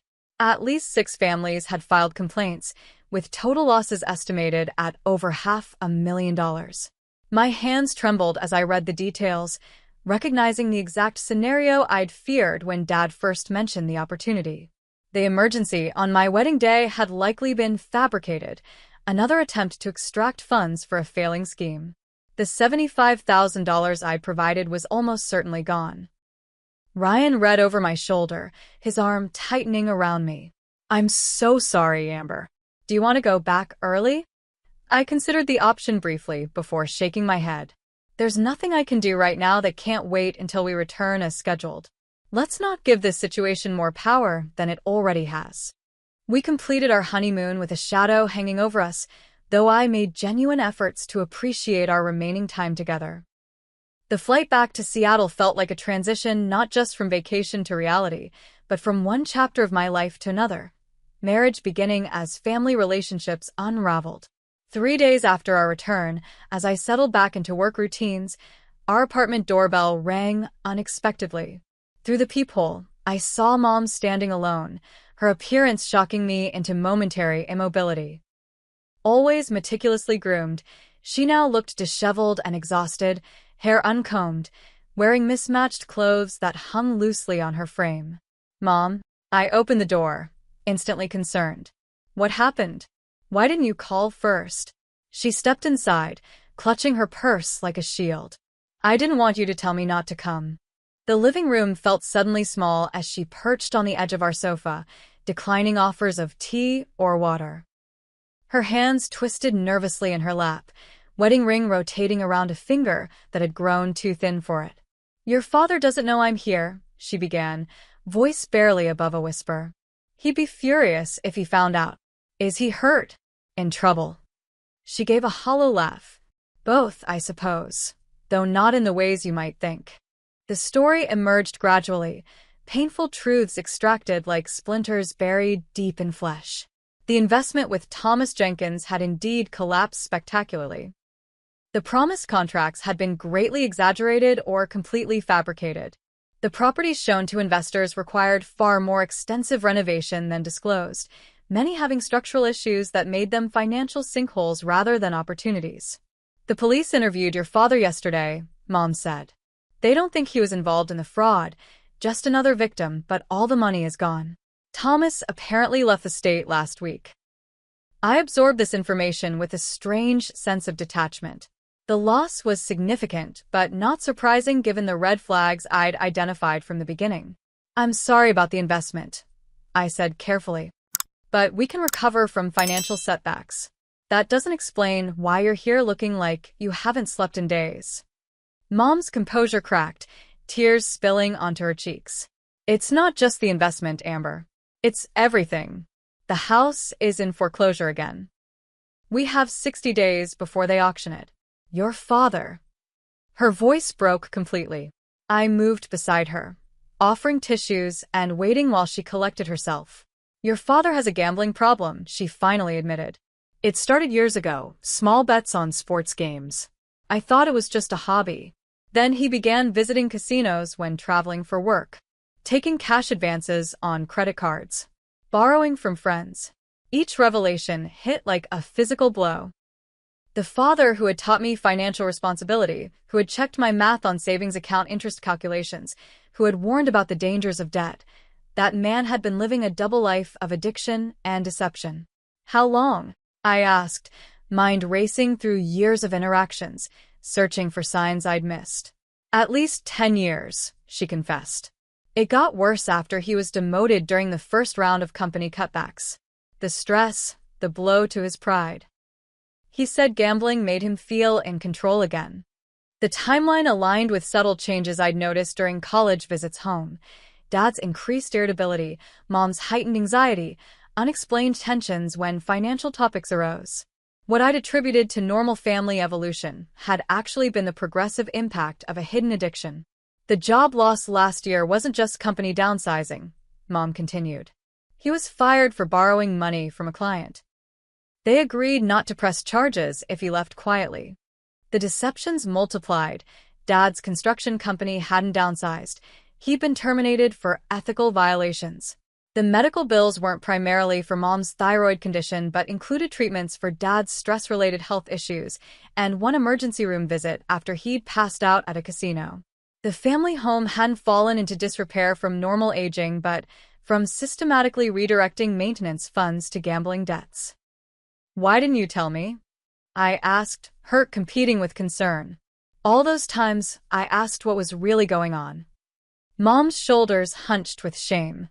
At first, I thought I was protecting our family's privacy, maintaining dignity. Then it became about protecting you from disappointment in your father. Eventually, I was so tangled in lies that the truth seemed impossible to share. Her gaze finally met mine, eyes hollow with exhaustion. I've enabled his addiction for years, making excuses, covering for him, pretending everything was fixable. I was wrong and I'm sorry. The apology felt simultaneously insufficient and overwhelmingly sincere. This woman who had shaped my earliest understanding of marriage and partnership now sat before me, acknowledging her role in a dysfunctional system that had nearly destroyed our family. What's happening now? I asked, moving into problem-solving mode to manage my own emotional turmoil. The immediate crisis, beyond the investment collapse and foreclosure notice, was Dad's refusal to acknowledge his gambling addiction despite overwhelming evidence. The wedding day emergency had actually been a substantial gambling loss disguised as a business need. When funds weren't forthcoming, he'd spiraled further, taking cash advances against their remaining credit card to chase his losses. He's not the man I married anymore, Mom whispered. Not the father you remember. When he saw me gathering financial documents after the police left, he accused me of spying on him, plotting against him. She'd left the house with little more than her purse, and the paperwork now spread across my coffee table. Bank statements showing consistent large cash withdrawals, credit card bills with cash advances and casino hotel charges, collection notices from personal loans I'd known nothing about.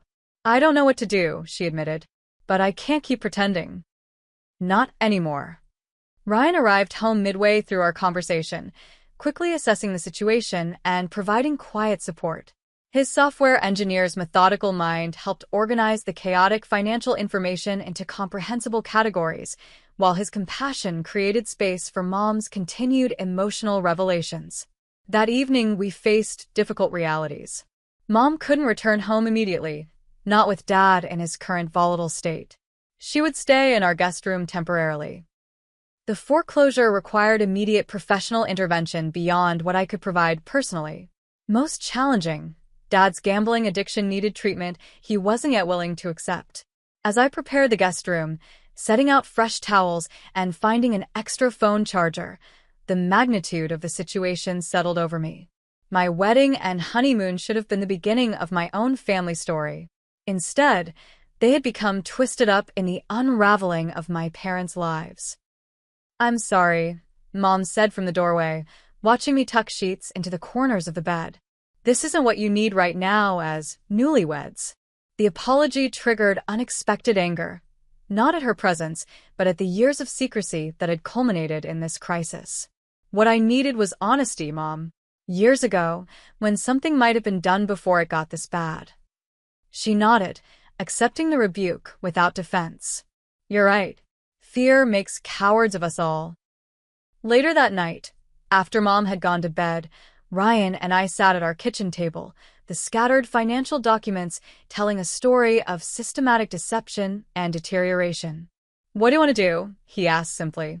The question carried multiple dimensions about Mom's situation, Dad's addiction, the foreclosure, the lost investment, our own financial future now compromised by these entanglements. "I don't know," I admitted. Professionally, I advise clients in financial crises every day. But this is different. It's personal and messy, and there's no clean solution. Ryan reached across the table, taking my hand. "We don't have to figure it all out tonight. But whatever you decide, we'll face it together." His steadiness anchored me as I navigated unfamiliar emotional terrain, betrayal by the father I'd idolized, concern for my enabling mother, anger at their collective deception, and uncertainty about appropriate boundaries going forward. "One thing I know," I said finally. "We can't keep this pattern going. Whatever help we offer has to be different from what I've been doing. It hasn't worked, and it might have actually made things worse." That night marked the beginning of a new approach, one that would ultimately require professional intervention, painful confrontations, and redefined family relationships. The path forward remained unclear, but the commitment to change was firmly established. Taking emergency leave from work wasn't ideal 3 weeks after returning from my honeymoon, but my supervisor proved unexpectedly understanding when I explained the situation. "Family addiction issues affect more people than you might think," she said, approving my request. "Take the time you need to set up proper supports." The next 72 hours unfolded in a blur of appointments and phone calls. I consulted with the Employee Assistance Program's financial counselor, who recommended a forensic accountant specializing in gambling-related family crises. The accountant connected us with a lawyer experienced in foreclosure intervention. The lawyer suggested a family therapist who worked with addiction specialists. Each professional represented a piece of the comprehensive response needed to address my parents' multi-layered crisis. Each also reinforced a crucial message. Recovery required my father's willing participation, not just financial bailouts or legal maneuvers. Mom stayed with us during this preparation phase, alternating between helpful determination and paralyzing guilt. Some moments found her energetically organizing documents and making calls. Others saw her staring vacantly out windows, lost in recriminations about enabling Dad's addiction for so long. "I should have confronted him years ago," she repeated during one such episode. "When the amounts were smaller, when he still had his job, when he might have listened." "You can't change the past," Ryan reminded her gently. "But you're taking steps now, and that matters." Dad, meanwhile, maintained minimal contact. His text messages to Mom veered between angry accusations and manipulative apologies, a pattern the addiction counselor identified as typical for someone unwilling to acknowledge their problem. He ignored my calls entirely, his ultimatum from the wedding day apparently still in effect. By the 4th day, we had assembled what Ryan dubbed our intervention team: the financial counselor, addiction specialist, family therapist, and lawyer. Together, we developed a structured approach to address both the immediate financial emergency and the underlying addiction. "We need to be clear about conditions," the addiction specialist emphasized during our planning session. Financial help must be contingent on treatment participation. Otherwise, you're simply funding the next gambling episode. The plan required me to adopt a mindset contrary to my nature, setting firm boundaries with strict consequences rather than providing unconditional support. Professional expertise helped me understand this wasn't cruelty, but necessary structure for potential recovery. On Friday morning, our team arrived at my parents' home in Portland, having coordinated with Mom to ensure Dad would be present. She had told him only that financial advisors were coming to discuss the foreclosure situation, omitting details about the intervention nature of the meeting. The house I'd grown up in seemed diminished somehow, neglect evident in overgrown landscaping and peeling paint. Dad answered the door with suspicious eyes, his appearance shockingly changed in the weeks since I'd last seen him. Weight loss had hollowed his cheeks, and several days stubble-peppered his normally clean-shaven face. "What's all this?" he demanded, noting the group entering his living room. "I thought we were meeting a bank representative." Mom stepped forward, voice steadier than I'd heard recently. "David, we need to talk about everything that's happening. All of it, not just the foreclosure." His gaze darted between faces, lingering on mine with something between resentment and shame. "You brought your daughter to witness our humiliation? Perfect. I'm here to help, Dad," I said calmly, the script we'd prepared guiding my words. "We all are. But real help means addressing the real problems." The addiction specialist took over, introducing himself and explaining the purpose of the meeting. Dad's expression hardened as understanding dawned. "This is an intervention? You think I'm some junkie needing rehab? Gambling addiction is a recognized disorder," the specialist explained evenly. "And yes, treatment approaches share similarities with substance addiction programs." Dad turned to Mom, betrayal etched in his features. "You told them private things? Family business." "I told them the truth," she replied, hands trembling but voice firm. "Something we should have faced together years ago." What followed was the most difficult 3 hours of my life. The financial counselor presented documentation of gambling patterns spanning a decade, bank withdrawals coinciding with casino visits, credit card cash advances, loans from increasingly questionable sources. The total amount lost exceeded $200,000, not including the recent investment scheme. "That's my money to spend," Dad insisted when confronted with the evidence. "Not when it affects your family's security," the counselor countered. "Not when it's borrowed or taken under false pretenses." The lawyer outlined the foreclosure situation, worse than we'd initially understood. The mortgage company had already scheduled an auction date, with prospects for postponement limited by previous modification attempts. "There are options," she explained, "but they require immediate action and complete financial transparency going forward." Throughout these presentations, Dad's defenses cycled through predictable patterns: denial, minimization, deflection, anger. He characterized gambling losses as business investments and entertainment expenses. He blamed the economy, unscrupulous casinos, and unsupportive family for his financial troubles. When those arguments failed, he attacked us personally. "Easy for you to judge from your fancy Seattle job," he snapped at me during one exchange.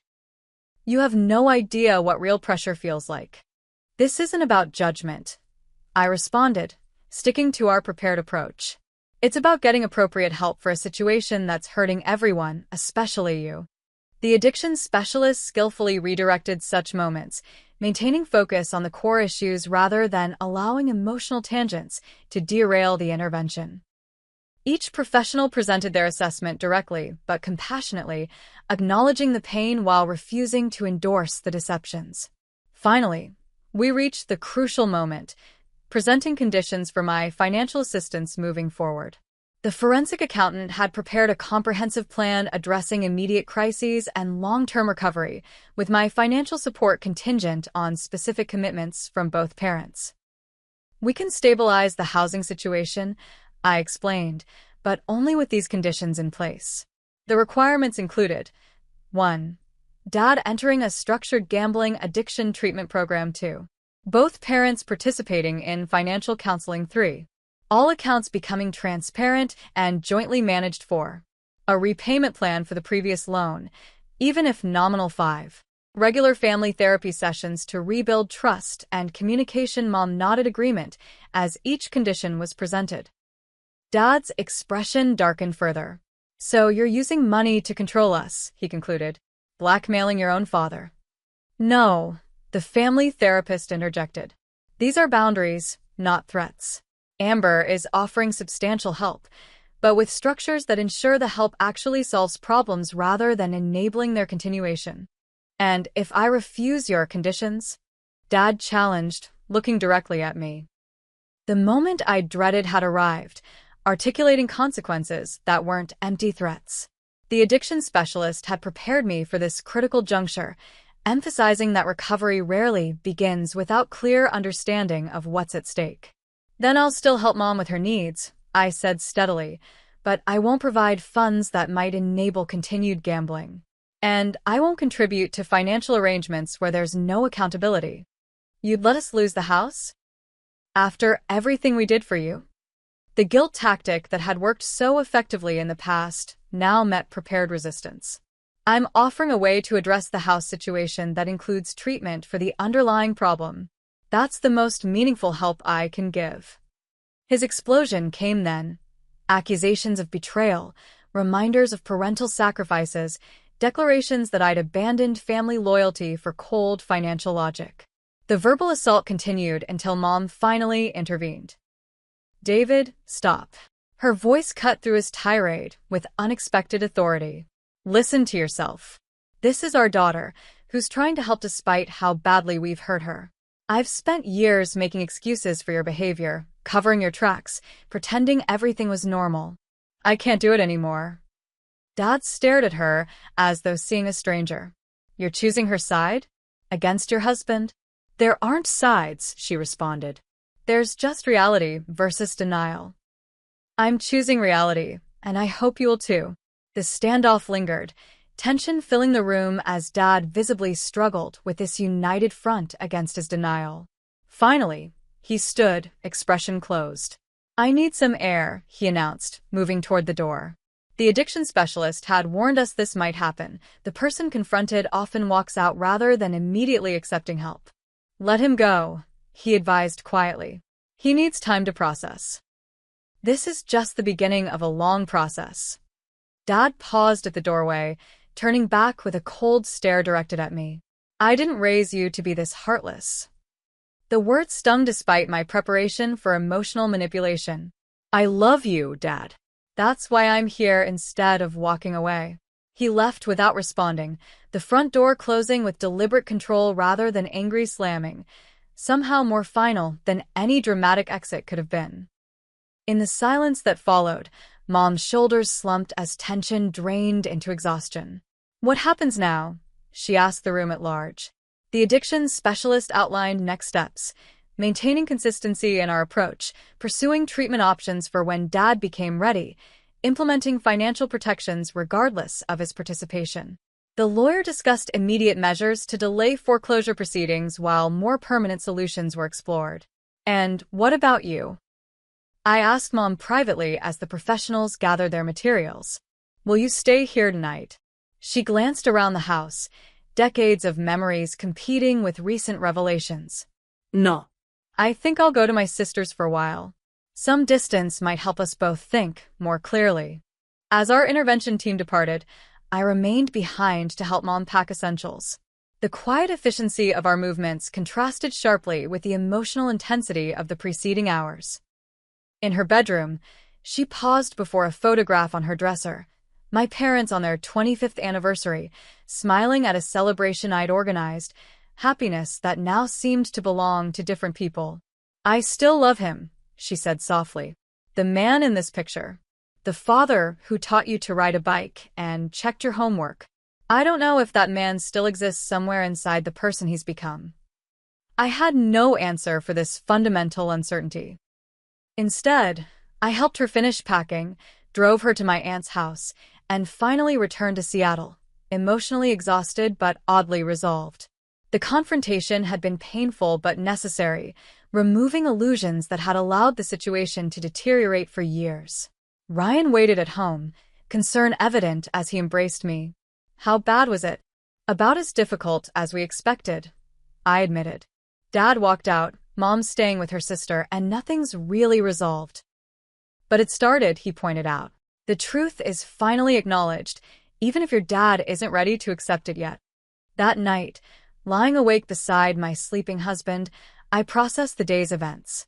The father who had once seemed infallible now appeared deeply flawed and human. The childhood home that represented security now faced uncertain fate. The family identity I'd carried throughout my life had fundamentally shifted. Yet alongside these painful recognitions came unexpected clarity. For years, I'd tried to fix my parents' problems with money and avoidance, approaches that had ultimately enabled deeper dysfunction. Today's intervention, though traumatic, had finally aligned our actions with reality rather than comfortable fictions. Recovery would not be linear or guaranteed. Dad might never accept treatment or acknowledge his addiction. The family home might ultimately be lost despite our efforts. Relationships might remain strained indefinitely. These possibilities required acceptance rather than denial. As dawn brightened the window, I made peace with this uncertainty. Some outcomes remained beyond my control, but I had finally stopped participating in destructive patterns. That boundary represented its own form of love, more mature and ultimately more helpful than the enabling assistance I'd offered before. 3 months passed with little communication from Dad. The addiction specialist assured us this wasn't unusual, describing a processing period when the person confronted needed to experience consequences before becoming receptive to help. Mom called regularly from my aunt's house, reporting occasional text exchanges with Dad, but no substantive conversations about treatment or reconciliation. Meanwhile, professional interventions proceeded on multiple fronts. The lawyer negotiated a temporary stay on foreclosure proceedings, contingent on a structured payment plan I guaranteed. The financial counselor worked with Mom to understand their complete financial situation, uncovering additional debts, but also identifying assets that could help stabilize their position. The therapist provided weekly sessions for Mom, who gradually shifted from self-recrimination to more balanced understanding of codependency dynamics. I returned to work, explaining the situation to my supervisor in professional terms that nonetheless conveyed the personal impact. Her continued support proved invaluable as I balanced career responsibilities with family crisis management. Ryan demonstrated similar understanding, taking over household tasks during my frequent Portland trips and providing emotional sanctuary when the situation overwhelmed me. Despite these supports, the emotional toll manifested physically: tension headaches, disrupted sleep, concentration difficulties during client meetings. The family therapist recommended I pursue individual counseling, advice I initially resisted but ultimately accepted when performance issues emerged at work. "You can't effectively help others if you're depleted yourself," my therapist observed during our first session. "Even financial advisors need emotional balance sheets." This perspective helped me recognize patterns of my own: perfectionism, excessive responsibility-taking, identity tied to problem-solving. These traits had served me professionally, but became liabilities when applied to family addiction dynamics. Gradually, I developed healthier boundaries and expectations, learning that supporting recovery didn't mean controlling outcomes. The first breakthrough with Dad came unexpectedly in December, nearly 4 months after the intervention. My phone displayed an unfamiliar number with a Portland area code. "Is this Amber Wilson?" a woman's voice asked when I answered. "Yes," I confirmed cautiously. "This is Patricia Lawson, counselor at Oregon Recovery Center. Your father, David Wilson, has given permission for me to contact you." The addiction center wasn't one we'd recommended, but her explanation revealed Dad had found it independently after hitting bottom, financially and emotionally. He'd been in residential treatment for 2 weeks, having finally acknowledged his gambling addiction after another significant loss left him unable to pay rent on his apartment. "He's doing intensive work," the counselor explained. "Part of his recovery involves making amends where possible. He's asked if you would consider a supervised family session next week." The request simultaneously sparked hope and anxiety. The family therapist advised cautious optimism, emphasizing that recovery included relationship repair, but also warning against unrealistic expectations from early progress. The meeting took place in a neutral setting, a coffee shop near the treatment center. Dad arrived with his counselor, his appearance notably improved from our last encounter. Proper nutrition and regular sleep had restored some physical health, though emotional healing remained visibly in progress. Our conversation began awkwardly, polite formalities masking deeper uncertainties. The counselor guided us skillfully, creating space for Dad to practice new communication skills while ensuring I maintained appropriate boundaries. "I've been unfair to you," he admitted after preliminary exchanges. "For years, not just at the wedding. I blamed you for setting boundaries I should have set for myself." The acknowledgement, though limited, represented significant progress from previous interactions. He struggled visibly with direct apology, pride still competing with recovery principles, but managed to express regret for specific incidents without defensive qualifications. "The investment scheme was my responsibility," he stated plainly. "I didn't do proper research because I was desperate for a quick solution. Then I tried to manipulate you for more money rather than facing the consequences." I maintained the balanced approach recommended by my therapist, acknowledging his efforts without either dismissing past harm or holding it as an insurmountable barrier. When the session ended, we agreed to further meetings as his treatment progressed, establishing gradual reconnection rather than immediate restoration. "It's strange," I told Ryan afterward. "Part of me wants to immediately trust that everything's fixed, while another part remains deeply skeptical." "Both reactions make sense," he observed. "Trust gets rebuilt in small increments, not grand gestures." Over subsequent months, incremental changes accumulated across multiple dimensions of the family crisis. Mom found part-time work at a community college library, the flexible schedule accommodating her ongoing health needs while providing modest income and renewed purpose. Dad completed residential treatment and transitioned to intensive outpatient programming, securing entry-level work at a hardware store, significantly below his previous construction management position but aligned with treatment recommendations to reduce stress during early recovery. The family home could not be saved despite our efforts. The accumulated debt and missed payments created a mathematical impossibility that no payment plan could overcome. This outcome, once unthinkable, became a necessary step towards sustainable financial recovery. The lawyer negotiated a dignity-preserving exit, voluntary surrender rather than formal eviction, with sufficient time to properly relocate. Mom found an affordable one-bedroom apartment near my aunt's neighborhood, furnished with essential items from the family home and supplemented by practical housewarming gifts from extended family. Dad initially moved to transitional housing associated with his treatment program, eventually securing a studio apartment within his limited budget. The formal loan agreement for the $75,000 investment remained in place, though, with adjusted expectations. Dad committed to symbolic monthly payments of $50, an amount that acknowledged the debt without creating unrealistic financial pressure during early recovery. The addictions specialist endorsed this approach, noting that financial accountability represented an important recovery principle even when full repayment wasn't immediately possible. Family therapy sessions continued, sometimes separately with each parent, other times in various combinations as relationships gradually reconfigured. These structured conversations created space for addressing long-buried issues: Mom's resentment about years of financial deception, Dad's shame about addiction progression, my anger about wedding day manipulation, their collective grief about losing the family home. Recovery isn't just about stopping the addictive behavior, the family therapist explained. It's about healing the relationship patterns that developed around it. This healing proceeded unevenly, with progress and setbacks characterizing each relationship.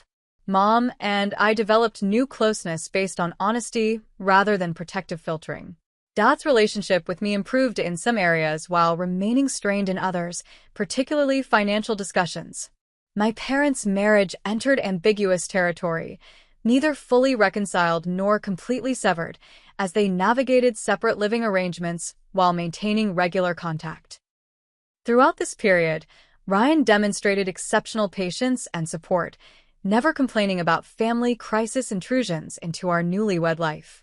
His perspective often provided valuable balance when emotions clouded my judgment. "They're making better choices now," he observed after a particularly difficult therapy session where old resentments resurfaced. "Not perfect choices, but better ones. That's significant progress." 1 year after the intervention, we gathered at a restaurant to celebrate Mom's birthday, a simple dinner representing complicated achievement. Dad arrived punctually, bringing a modest bouquet purchased with his own honestly earned money. Mom accepted the flowers with genuine appreciation rather than the anxious people-pleasing that had characterized previous interactions. I watched their exchange with cautious optimism, recognizing healthier dynamics beneath the surface awkwardness. During dessert, Dad discreetly showed me his 9-month sobriety chip, pride evident in this tangible symbol of recovery commitment. The milestone wasn't without context. He'd experienced one relapse at 3 months, a setback that had strengthened rather than derailed his treatment engagement.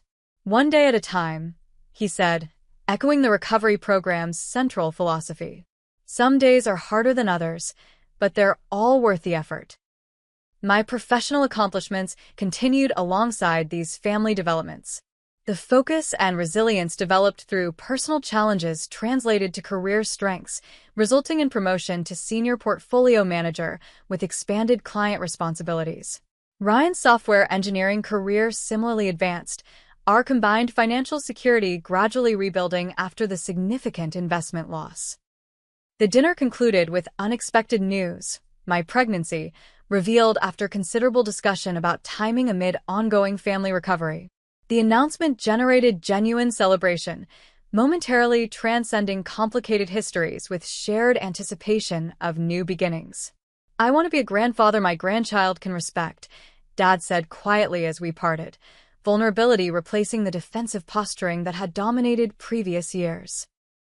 "You're on that path," I assured him, acknowledging progress without ignoring continuing challenges. The journey of the past year had fundamentally changed my understanding of family dynamics, addiction impacts, and the complexities of genuine help versus enabling assistance. Lessons emerged that would shape my approach to both personal relationships and professional advising. Addiction distorts relationships in concentric circles, affecting not just the addicted person but everyone connected to them. The gambling had not been Dad's private struggle, but a family disease requiring family recovery. Financial support without accountability often enables rather than helps, regardless of good intentions. Money provided without appropriate structure had perpetuated rather than solved problems. Professional intervention brings expertise family members cannot provide themselves. The specialized knowledge of addiction counselors, financial experts, and therapists had proven essential to addressing multilayered crises. Recovery involves grieving what was lost while building what remains possible. The family home, previous relationship patterns, and idealized images had all required release before healing could progress. Forgiveness doesn't require forgetting or pretending harm didn't occur. Balancing accountability with compassion remained an ongoing practice rather than a single decision point. Healing follows its own timeline rather than convenient schedules. The nonlinear, sometimes frustrating pace of recovery had taught patience and persistence. Boundaries express love when they support health rather than enabling dysfunction. Setting limits had ultimately proven more caring than unlimited financial rescue attempts. As I prepared for parenthood, these insights informed my hopes for creating healthier family patterns in the next generation. The child growing within me would inherit complex family history, but also the wisdom gained through confronting rather than avoiding difficult truths. The story hadn't ended with perfect resolution. Dad's recovery remained relatively new, Mom's independence continued developing, financial consequences lingered in various forms. Yet alongside these continuing challenges, genuine healing had begun, offering hope that wasn't based on denial but on facing reality with appropriate supports. "What was your biggest lesson from this past year?" Ryan asked as we drove home from the birthday dinner. I considered the question carefully, wanting to capture the essential truth among many realizations. "That love sometimes requires making the harder choice," I finally answered. Not the comfortable one or the immediately pleasing one, but the one that honors truth and supports actual health, even when it feels terrible in the moment. The wisdom seemed inadequate for the complexity we'd navigated, yet it represented a fundamental shift in my approach to both family relationships and life challenges.